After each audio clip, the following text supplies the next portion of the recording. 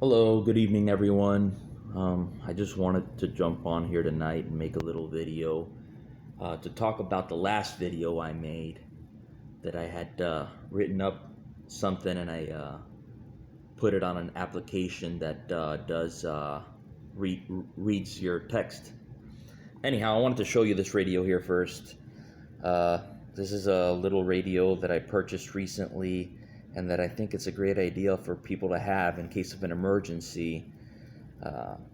This transmits and receives in many different bands. And in recent emergencies like the floodings that we've seen with storms in North Carolina, a lot of people made good use. These radios came in handy, and people have talked about that. And it's a good idea to have something like this. Is not a prepping channel necessarily, but this is a good item to have for preparedness and for throw in a bug out bag or to have in case of an emergency.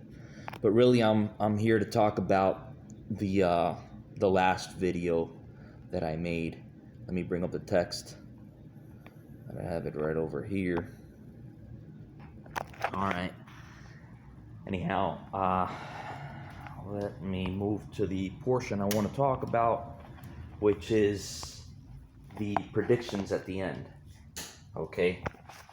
I don't want to make this a drawn out video because there was a lot of text on that last video, and the reason I'm doing this is because when I watch videos myself, I realize that when you have things like AI and voices, that are not human, it's not as engaging, right? So, and I think it's important that this could help anyone pay attention to this, if you believe or not. So anyhow, here it is. I'm going to jump to the part where it talks about the predictions and revelations that I believe we're seeing today. The first prediction I wrote from Revelations chapter 11, verse 1. I'm saying it predicts the nation of Israel being a nation again in their own land in the end times, which again was fulfilled in 1948, that Israel became a country again after 2,000 years of exile since the Romans expelled them in 70 AD. And it also predicts that they would make a peace treaty that will enable them to build their temple again for the third time. Let me turn off that radio. And of course, that hasn't happened yet, but it probably will soon. Remember that Donald Trump has been elected again, and Donald Trump in his first term started what he called the Abraham Accords, where he was enticing unfriendly nations in the Middle East. Pretty much every country in the Middle East hates Israel, as it was predicted in the Bible. But yes, we see that hatred towards Israel from every country. And Donald Trump, the Abraham Accords that he was doing, because he had written a book called The Art of the Deal. And when he was president last time around, he said, I'm going to make the greatest deal of my life that's going to go down in history that I'm going to do is I'm going to bring peace to the Middle East. And what is peace of the Middle East always for time immemorial is the conflict that every country has with Israel. So he offered concessions, intervening, trying to find how he could entice countries, giving them things they need, or advantages in trade and whatever it may be, to agree to have peace with Israel and just let them exist, right? Anyhow, so in Revelations chapter 11, verse 1 through 2, it says, And there was given me a reed like unto a rod, and the angel stood, saying, Rise and measure the temple of God, and the altar, and them that worship therein. But the court which is without the temple leave out, and measure it not, for it is given unto the Gentiles, and the holy city shall they tread under foot 40 months, which is 3.5 years. So basically that prophecy kicks off the 7-year tribulation that is preceded immediately after by the 1,000-year millennium, right? Of Christ on earth, if you read the book of Revelations. And yes, those agreements are about to kick off again. And as soon as you see that agreement happen, it's going to be the beginning of the tribulation, 7-year tribulation. But of course, in order for any of this to happen, Israel has to be in the land in the first place. So that's a fulfilled prophecy. That's a fulfilled prophecy, because they haven't been a country since 70 AD. They've been roaming all over the world like gypsies, like people without a home. They've been homeless until after World War II, where Hitler literally tried to kill all the Jews. And then all the United Nations said, we got to find these people. And they gave them that little strip of land, which is exactly where Israel was in ancient times. And they put them back in their own land. So that's a fulfilled prophecy for sure.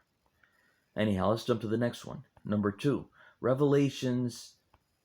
In Revelations 11, chapter 11, verse 9, it predicts live streaming when it says that the 2 witnesses of God that prophesy in the beginning of the tribulation will be killed, and the world will observe their bodies in the streets, just laying there in the streets. So it's saying that everywhere in the world, they're going to see 2 guys that get killed, and they're going to be laying in the street for 3 to 4 days, 3.5 days, and the whole world is going to see them. How could that be possible? That never was possible. Only now in this last, recent history that we have the internet and live streaming. Okay? So here it is, right from the book, right from the Bible. Revelations chapter 11, verse 9. And they of the people and kindreds and tongues and nations shall see their dead bodies 3 days and half, and shall not suffer their dead bodies to be put in graves. That's exactly what it says. All right, let's jump to the next one. Number 3. We're doing 5. Number 3. In Revelations chapter 13, verse 7, it predicts a one world government. And today we see so many nations and people walking in lockstep towards globalism and a world without borders, right? And right from the Bible, Revelations 13, verse 7. And it was given unto him to make war with the saints and to overcome them, and power was given him over all kindreds, tongues, and nations. All kindreds and tongues and nations. So this person, this beast, it's going to be a person. He's going to be the ruler of the world. It says it very plainly. And I think we could see that. I think we could at least see how that could happen. All right, number 4. In Revelations chapter 13, verse 14 through 15, it says, we are told about an image. We're told about an image with artificial intelligence that is hooked up to the interwebs. Okay? And the reason I say this is because what it's literally saying that it's going to do, there ain't no way possible, it was never possible in all of humanity's history until these technologies that exist today, which are, artificial intelligence and the internet. But here's what it says right from the book, Revelations chapter 13, verse 14 and 15.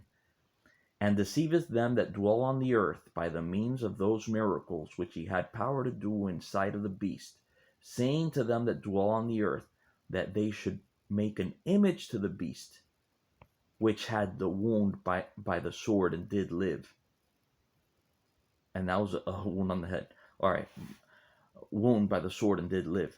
And he had power to give life unto the image of the beast, that the image of the beast would both speak and cause that as many as would not worship the image of the beast should be killed. So it says there's going to be an image that's going to be made. and that image is going to come to have life in it, and it's going to speak and cause whosoever doesn't worship it to be killed. And where it says wounded by the sword and did live, well, in a previous part of Revelations, that wound that we're talking about that he receives is on the head, right? Well, we saw Donald Trump at one of his last rallies in his campaign when he was shot in the head. Yeah, because the guy went for his head, and Donald Trump moved his head slightly, and that bullet still just narrowly missed him. Well, it didn't miss him, it hit him. It hit his ear, which his ear is attached to his head. So really, if you really think about it, that was some kind of divine intervention that he didn't get hit in the head and was killed. He nearly was killed. But then also the image that comes alive and speaks and causes whosoever doesn't worship it to be killed. Well, Donald Trump is gonna make a new branch of government or department in government called Department of Government Efficiency. And he enlisted the help of Elon Musk and Vivek Ramaswamy to be the head of this new department called Department of Government Efficiency. Now, the acronym for Department of Government Efficiency is DOGE, which is Doge. And there happens to be a cryptocurrency. This is a dog whistle. Pay attention. Because there's a cryptocurrency called Dogecoin that has a cute little dog, and they call it Dogecoin. And Elon Musk, in recent years, has been pushing Dogecoin. Before he owned the platform of Twitter, that is now X, before he owned Twitter, many times in recent years, he has tweeted Dogecoin, like literally just Dogecoin. Rolled out of bed and decided to put his hand on the keyboard and just write Dogecoin.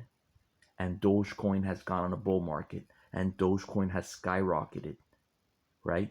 Kind of like a game. Like, look, I just say this word and it just takes off, right? Is it a coincidence that now he's head of a Department of Government Efficiency? The department name of the department is called Doge. And now listen, he doesn't just own Tesla. And I'm surprised sometimes when some people don't know about this. When I speak, they look at me like I'm crazy. But he owns a company called Starlink. And he's somehow been able to put so many low orbit satellites out there that he now has more satellites than all of the other constellations of satellites put together, more than Galileo, GLONASS, Iridium, GPS, Global Positioning Systems or satellites. He has more than all of them put together. And with these satellites, he's giving internet service to people all around the world. He has world coverage of internet everywhere. And when he brings out his phones, he's going to launch a phone.